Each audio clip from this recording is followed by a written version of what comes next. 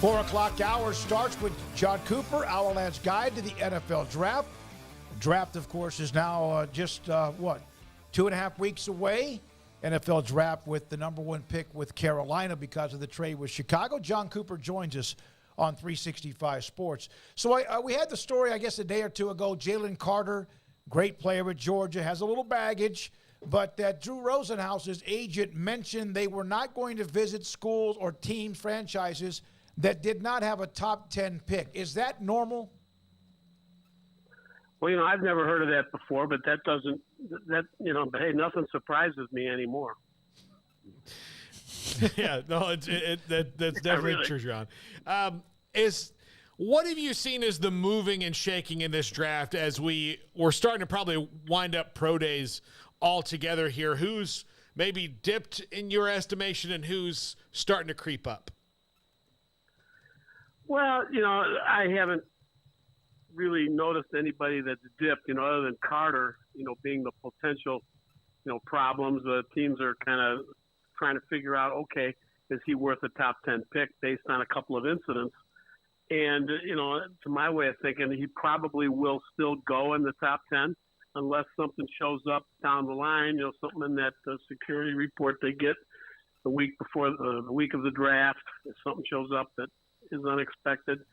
Other than that, I think he's going to go in the top 10. The guy that just today had a phenomenal 40 time in his pro day, Devin Witherspoon, who, there was some question on his speed. He didn't run at the combine, didn't run at the earlier Illinois pro day. And today he put up a really good time. And so we weren't anticipating that time being that good, to be honest, 4.42. Now, sometimes you got to be careful with pro days. It's not like the combine. But that's a good time for him, and I think that solidifies him as a potential top 10 pick. John, in your experience, how valuable are pro days? How much stock do you typically or would teams typically put into those? Well, I think it depends. There's guys that really, really love analytics, and, they want to see the 40 time. I mean, we even have an analytics formula that throws everything in there. 40 time shuttle, everything, wingspan, arm, and we come up with a ranking based on that. I have no idea what goes into that formula that does that. It's a guy who's been doing it for a while. And the thing I've found with a lot of that stuff is they're pretty good at predicting failure, or better at predicting failure when you don't have the numbers, the measurables, but they're not as good at predicting success. I've seen guys that have, what we call combine kings, that when push comes to shove, they don't play very well. And, and it's rare, but you do see some of those guys that are very low on the rating scale in terms of the analytics, the numbers and things of that nature that still perform well. My favorite is Malcolm Rodriguez last year. I just watched the kid on tape, and that's what I go by. This kid can play. He's a phenomenal football player. I thought he was maybe one of the top 2 or 3 linebackers in the draft last year. And I got talked into moving him down a little bit on my board. I had him in the 3rd round, and he went in the 6th, and I got a call for a friend of mine who does radio for head football coach in the NFL. Says, Coop, we were right. Detroit got a steal. He says, in the 6th round, they got a steal. Short arms, too short, but the kid can play. And I think he proved that out this year with Detroit. He's probably one of the top 2 or 3 inside linebackers in the rookie linebackers in the NFL.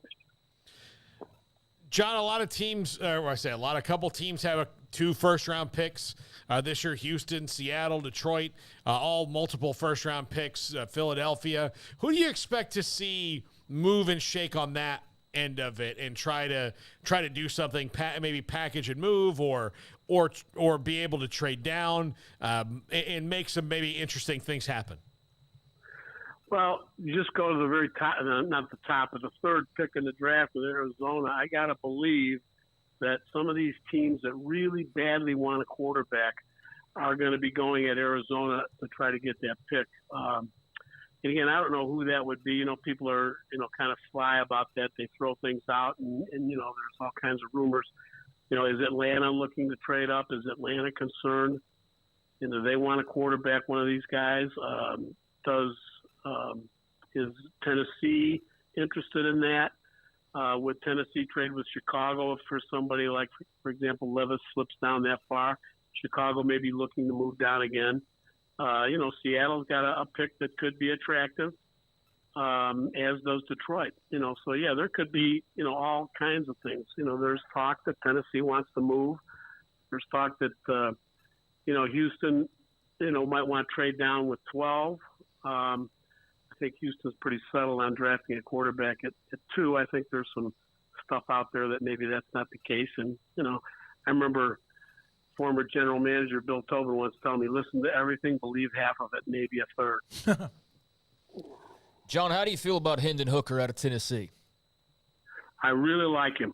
I've watched a lot of film on him because I've studied the defensive backs that he's played against. And you get a chance to look at the end zone view and look at what he's looking at as a quarterback for 2 quarters of each game I look at. And I'll tell you what, he can read coverages. He can get the ball out in a hurry. And I really like him. I honestly believe if he did not have that ACL, he might be in the conversation for one of these, maybe 3, 4, 5 in the top. He'd be in the top 5. Well, he's in the top 5 already in my mind, but he might be number 2, 3, or 4. He could be in that conversation. But I think that ACL is going to give people some pause. And how soon is he going to be ready to play? But don't sleep on him because somebody may still jump up and take him in the first round, maybe late. So other than quarterback, what other position has the most what you would consider, especially in the first round, runs on that position based on people maybe being a little bit concerned someone else may not be available? Well, I think offensive tackle is a position that has some really good talent at the top, maybe 6 guys. And after that, there's a pretty good drop-off, at least on our board, in terms of the talent level. Not that those guys aren't good, but, if you want somebody to come in and help you right away, you might want to get one of those 6 guys that we're thinking about. Obviously Skoronski and Johnson from Ohio State, are the guys that people are talking about. Jones from Georgia, moving on down, you've got Harrison from Oklahoma. So, you've got a pretty good, group of guys, DeJuan Jones, Ohio State, Bergeron, Syracuse. So there's where I could see a run that some of those guys, teams that want to get one, all the way through the run. I don't think the tackles are necessarily going to start until about 9 or 10, maybe even 11, but then you could see something. I think, the edge rushers, there's a lot of talent in this draft, and there's a lot of depth. So you might see a team that thinks that corner isn't as strong. You might see those 2 corners, Gonzalez and Witherspoon. You might see them in the top 10. For Will Anderson, the edge rushers start to go off after that. Guys like Murphy, Tyree Wilson, Van Ness from Iowa, Nolan Smith from Georgia. There could be a pretty good run right there. But I think you might see a team look at another need if the talent's equal, because there's edge rushers that they can get throughout the draft. John, what do you think happens pick-wise with Aaron Rodgers eventually going to the Jets, which appears that train's on the tracks?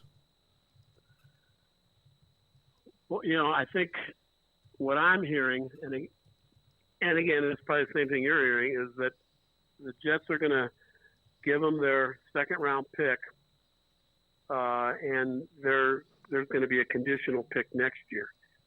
I've heard that the sticking point is what the conditions are on that pick. And, I've heard different things. The criteria, does Rodgers go to the Pro Bowl? Does Rodgers lead him to a Super Bowl? The pick gets better if some of those criteria is met. And what I've heard, and again, I don't know 100% sure, that the sticking point is what is the criteria and what's the conditions that are going to be placed on that pick as to how high it is.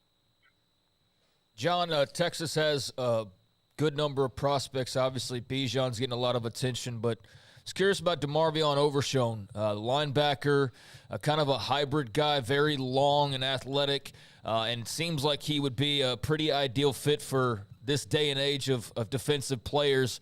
Just what are your views on him, and how do you think NFL teams are viewing him at the moment? Well, I like him a lot. I think he's a solid cover linebacker. I think that's one of his biggest strengths is he can play in space. He's at good height, so he can get it. He does a really nice job in coverage. I think he's a little bit, as far as on the lanky side, and he's not real. He doesn't have a lot of bulk, going into him. So as far as standing in there inside and taking people on, that's not right now a strength of his. He's a chase player and a good cover player. I see him as kind of in a 4-3, a will type, or even in a 3-4 under front, over-under type defense where he's going to play, in a more of a will linebacker in that kind of a scheme. Because, you get your 4-3 under and 3-4. They're very similar in terms of how they play these guys. And so I see him as a fit there. He's got, he's almost 6'3", and his cover skills are outstanding. So that's what people are looking for. So, he's going to be one of the top inside backers, somewhere between the second and third round. How often does someone like a Micah Parsons type player come along during an NFL draft year? I haven't seen too many. The thing that's unique about Micah Parsons is he not only is he a good inside off the ball linebacker, but he can line up on the edge and rush the passer.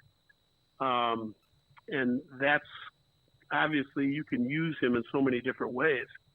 And there aren't many guys like him, although there is a guy that, people are touting as maybe a poor man's, if that's the right word, of Micah Parsons, Drew Sanders from Arkansas, who's, a big, tall, lanky inside linebacker who's kind of still learning that position as an off-the-ball backer.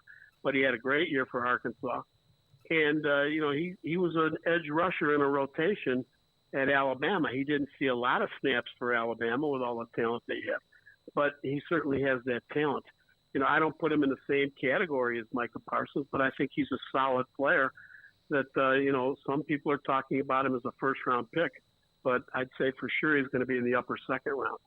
All right, John, thank you very much. We appreciate your time. Jon Cooper, Ourlad's Guide to the NFL Draft, Ourlad Scouting Services with us on Wednesdays. And by the way, John mentioned last week on the show and also confirmed it again last night that we'll have him up all the way up until the draft, the week of the draft on Wednesdays in the 4 o'clock hour.